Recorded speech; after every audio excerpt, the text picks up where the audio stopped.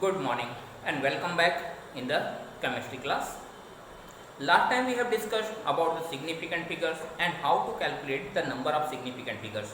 And today we are going to discuss the number of significant figures by taking some of the examples in case of calculations, when you are calculating any value in the case of the multiplication, division, addition or whatever it is. We are also going to see the number of significant figures in the case when the number is written in the form of powers of 10.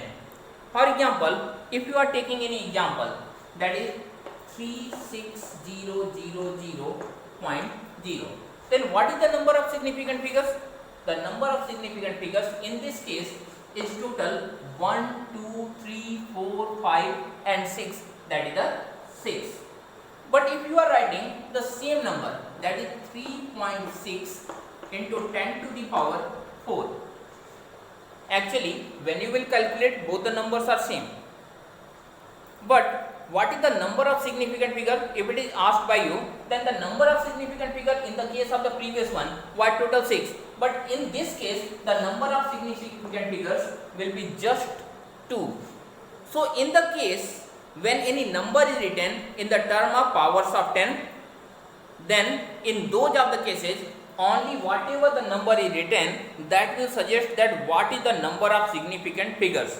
After the calculation, whatever the value you are getting, that is not explaining that what will be the number of significant figure and what is the number of the significant figure in that specific number. So the number of significant figure in this case is total 6, that is 1, 2, 3, 4, 5 and 6. All the 0 coming after non-zero will be significant figure, we have already discussed. But in this case, only these two are the significant figures. This number doesn't vary the number of significant figures. But when you are seeing any of the calculation, for example, I am taking an example of the addition. The value is 2.6387. The second value is 3.69. Next value is 4.006. Next one is 5.1. Now, what is the number of significant figures? Before that, we will add this number. So, 7 plus 6, 13, carry 1, 7, 8 plus 6, 12, carry 1. Next, 6 plus 9, 15 plus 1, 16, carry 1, 3, 6, 9 and 9 and 1, 10, carry 1, 11. Now 1, 3, 3, 6, 4, 10, 15. So the number is 15.1627. If you will see the number of significant in this case, it seems that the number of significants are 1, 2, 3, 4, 5 and 6. But actually the number of significant figures are not 6. अभी तक जो भी rule regulations बताए उसके according अगर सिर्फ ये number हम लिख देते, the number of significant figures were 6, but actually the number of significant figure is not 6. What is the number of significant figures? Only this much will be the significant figure. All these are the number, that is 6, 2 and 7 is not significant figure. Why it is not significant figure? Because during addition, whatever the value we are using, in these of the value, you can see that on these of the position where dash is used, whatever the value we have assumed, that was 0. But do you know whether there was 0 or something else? If there was nothing written, we were just considering that there is a 0. But actually, whether there was a 0 or not, that was not explained and that was not signified by the number. And this is the reason these of the numbers are not the significant figures. These of the figures are not the significant figures. Only 3 digits. These of the 3 digits will be the significant figures. So whatever the value you are getting by the addition of the significant figure or the multiplication or by the calculation of any of the significant figures, only that value will be the significant, that value will define the number of significant figures. Other values, other digits will not be a significant figure. And this is the way how we calculate the number of significant figures. See in your book, there are so many examples of significant figures, how to find the significant figures, and some of the examples, some of the questions are also given. When you will practice, you will find that how to find the significant figure. In case of any of the problem, you can consult to me on my personal number. Now, we are seeing the law of chemical combination. I have already told that some of the topics are not in your syllabus, even though we are just touching some of the topics, that what are these of the things, because in some of the cases, in some of the calculation, those of the topics are needed. So we are going to discuss about the law of chemical combination.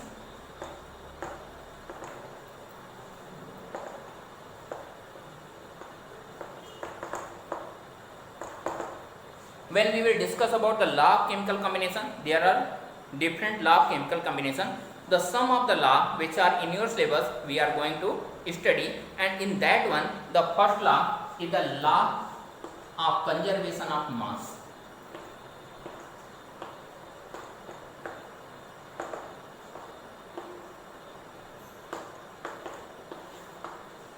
When you will see the law of conservation of mass, it means mass is conserved.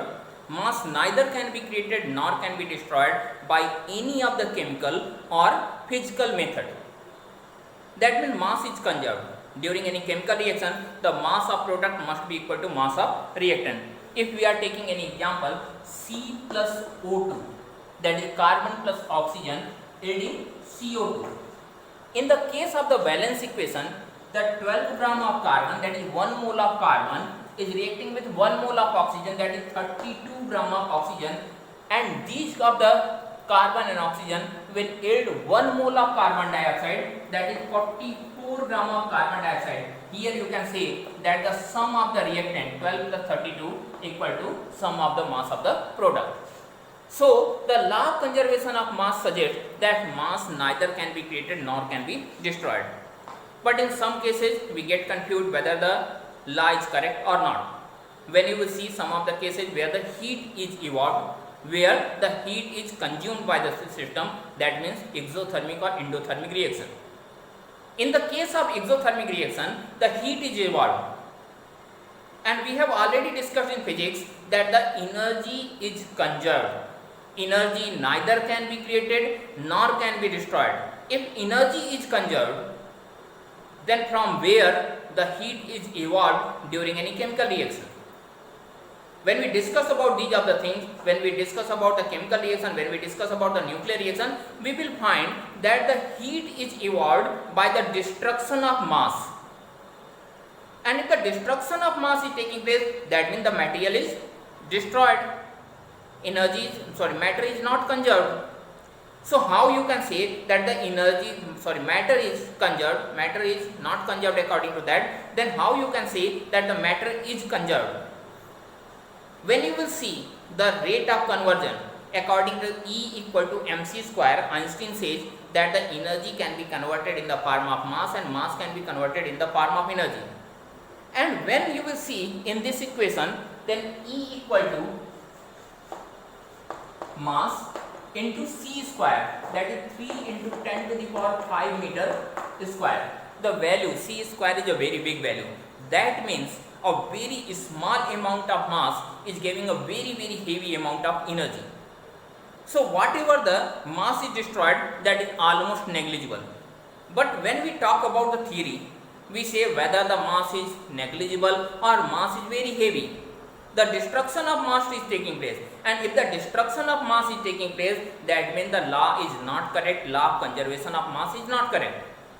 Then how we can say that the mass is correct? So in the modern days we clearly say that the mass is conserved, that neither can be created nor can be destroyed by any of the chemical and physical process, but mass can be interconverted in the form of energy can be converted in the form of mass. So mass is convertible into energy and energy is convertible into mass. There is a cycle in between mass and energy which is proceeding, and because of that the energy is converting in the form of mass is converting in the form of energy.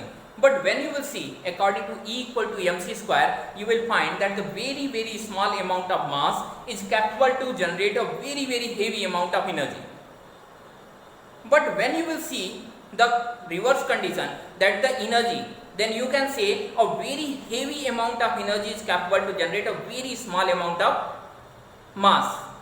And this is the reason why we are not identifying any of the process where you can see the conversion of energy in the form of mass, where you are seeing that the energy is coming and that is converting in the form of mass. You can see many of the process where matter is converting in the form of energy, but there are no any process which you can see by general eyes, by general conditions, that energy is converting in the form of mass. So even energy mass interconversion is taking place, though we can say that the mass is conserved, that neither can be created nor can be destroyed, whatever we have studied earlier. And whatever the energy is prepared, that is prepared by very negligible amount of mass, by the conversion, by the consumption of very small amount of mass. And this is the reason we can consider that the mass is conserved, that neither can be created nor can be destroyed. The next law of chemical reaction we will see in the next video. Till bye.